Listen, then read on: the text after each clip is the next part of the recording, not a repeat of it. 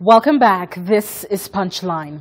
Now, COVID-19 has heavily impacted various sectors, and tonight we want to pay special attention to the education sector. Now, the government has maintained that exams will go on as scheduled, even as a lockdown owing to COVID-19 was extended for another 21 days.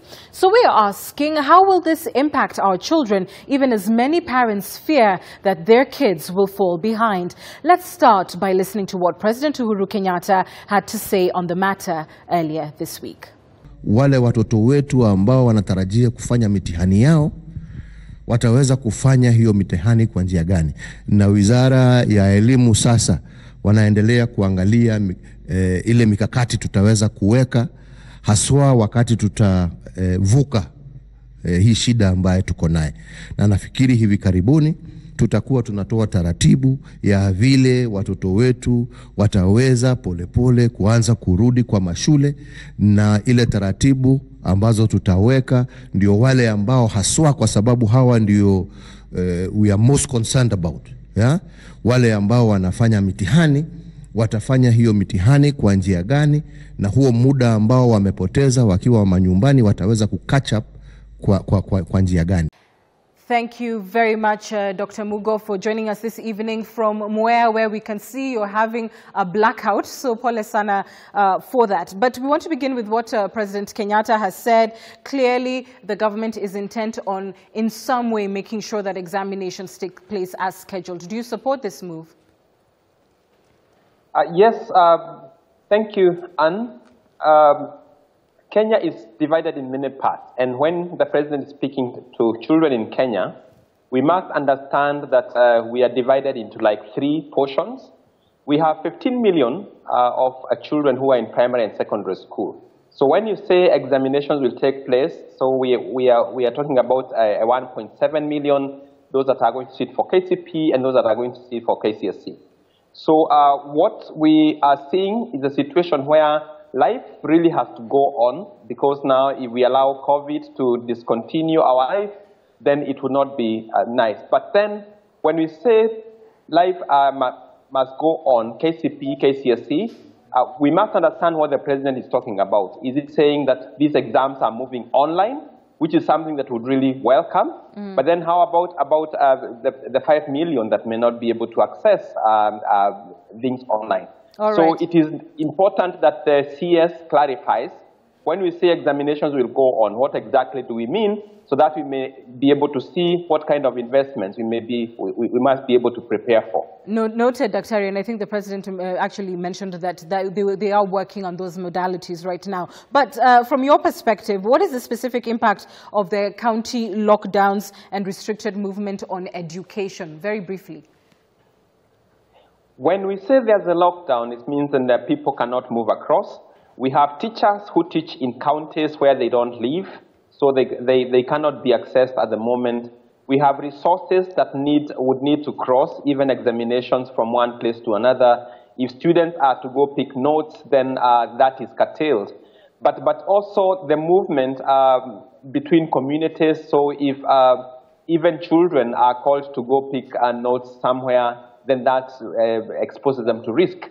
So the lockdown means that children are at home with parents, and we know that we have many types of Kenyan parents. There are those that are concerned about education.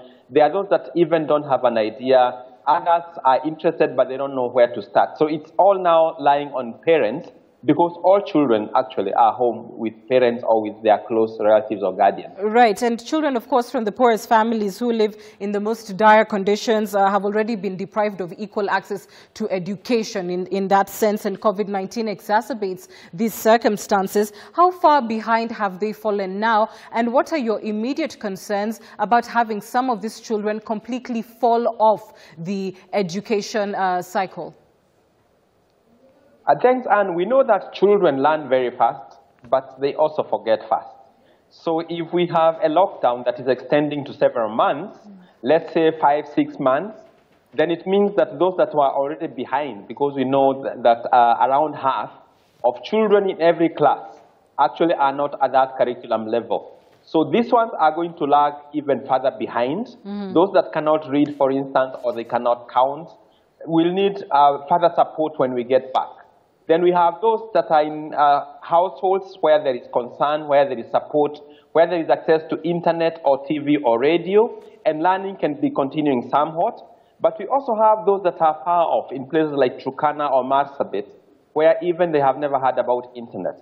These ones will need a special concern and intervention by government, because then inequities in learning may even expand at this time. Those that were behind will be behind further, and those that are favored by home environments may then be able to catch up, even in things that they were lagging behind when they closed school. Right, and in your view then, what interventions are necessary to help those who are most affected by this crisis, and particularly those children, to catch up and be ready for exams? What is important, I think, is to have this as a transformation moment for our education system.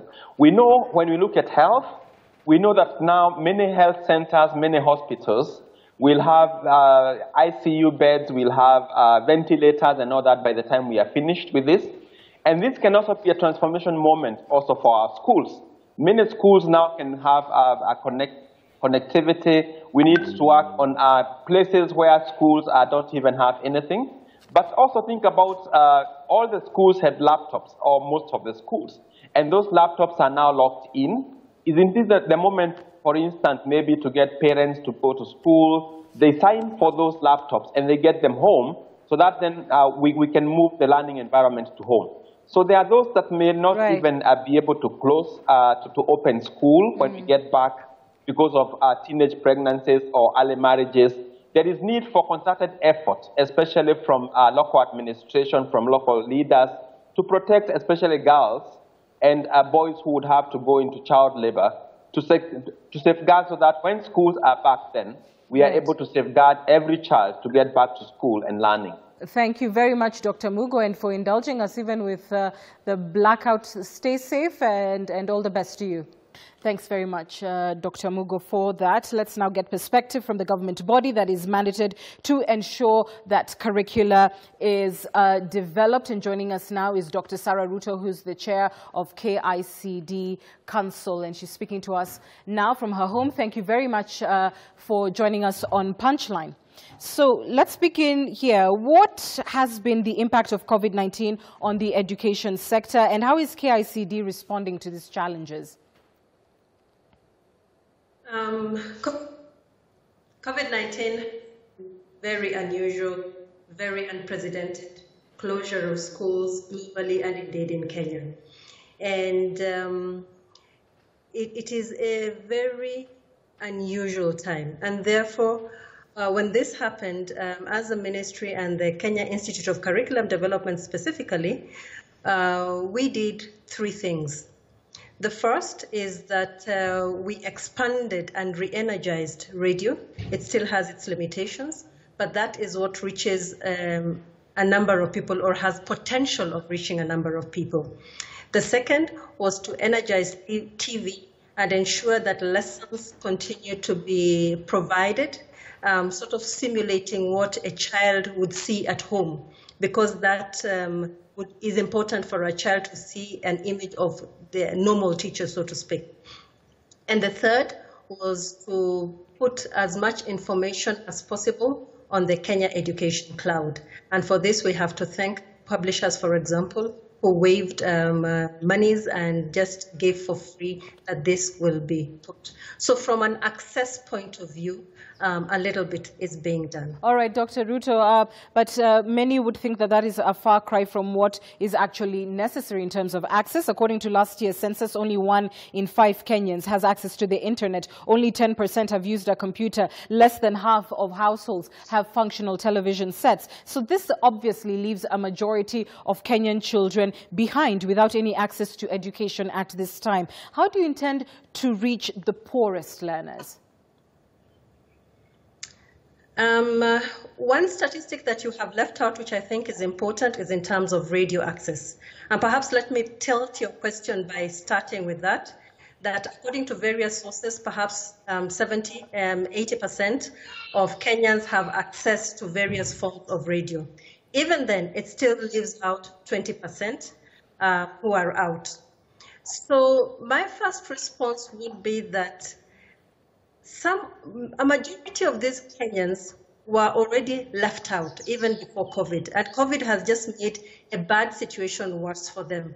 And so for them, we need to think about social safety nets, expand them before we can even talk about pedagogical solutions, because it is important that their conditions, be it health, be it water, be it food, is first thought of, and then we think about pedagogical solutions. Right. And this brings in many others, including the ministry. Well noted, Dr. Ruto. Let me hold you there, and we must move speedily, so I beg your pardon for that. But given what you have said, either way, we know the government is going ahead with the examinations. And as you've rightly put it, even before COVID, these were a segment of our population that was already left behind. Why would the government maintain this position? And can you expect that these learners, and indeed the rest who have had this interference of COVID-19 impact their learning, would be prepared for examinations in time?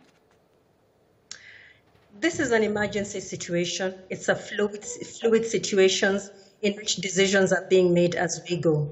And in any emergency, it is very important to try and see also how you can get to the norm. So this is the first scenario. And the scenario as we speak now, and this could change tomorrow, is that children have lost 3 weeks. That is a substantial amount of time. But if the condition continues to be positive, then it is possible to think about scenario 1. If things become worse, then we will have to think about scenario 2. So I think my appeal at the moment is to note that the pandemic is giving us an emergency period which presents us various scenarios, and this is this scenario at the moment. All right. Sounds like you're saying another scenario could arise where examinations don't take place at all. But be that as it may, the government has already invested in learning devices such as computers. How many are available at this time? And there are any plans to use them, or rather to deploy them to homes across the country? I think it is important to think about that, because when these devices were circulated and distributed to it was distributed in a school format. So if this is a situation that is going to remain with us, I think it is an option that we have to explore. Not only just devices, also a number of books are children, and there's no point of the books being in school and children are at home. Right. So how many devices would you say are available and properly kitted so that students can use immediately? Well, from what we understand, at least over 1 million devices were distributed, and KICD did what it is supposed to do, which is to load content. Right. Because we were, at the moment, the CBC is up to grade 4. Content up to grade 3 has been loaded to those devices, and therefore this would be work in progress. Okay. As an educationist, you're of course aware of the government's policy of a 100% transition rate. So given that, what's the point of examinations to begin with? And is this the best way to gauge whether learning is actually taking place? In a sense, COVID has fast-tracked a conversation that we as Kenyans need to have. And that is a very good conversation, because if we say education is compulsory for 12 years, then we have to rethink whether we need the 844, the KCPE as it is. And this is something that has already been thought through, because in the CBC, competency-based curriculum, we are just going to have an assessment, otherwise there's going to be seamless. So perhaps it is being fast-tracked that we think about it even with the 844 children. So I definitely agree that we need to have assessments, but these assessments need to move beyond these summative examinations we've been having, especially at the 8th grade, when we know that we want children to continue to be in school. Right. Dr. Ruto, thanks very much for speaking to us.